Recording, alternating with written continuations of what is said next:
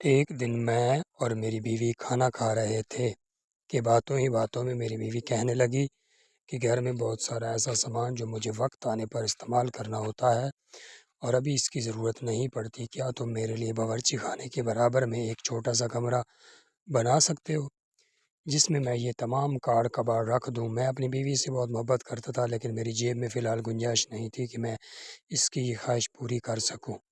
میں نے اس سے 2 مہینوں کا وقت مانگا اور ان 2 مہینوں میں نے اپنے کام کے وقت کو دگنا کر دیا اور اپنی بیوی کی خواہش پوری کرنے کا پورا ارادہ کر لیا۔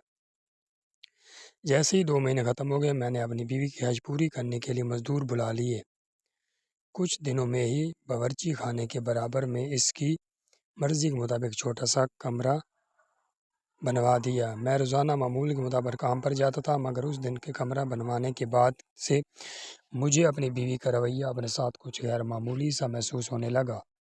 وہ کافی چڑچڑی رہنے لگی تھی اور اکثر میں نے اسے اپنے اکیلے میں روتے ہوئے بھی دیکھا تھا۔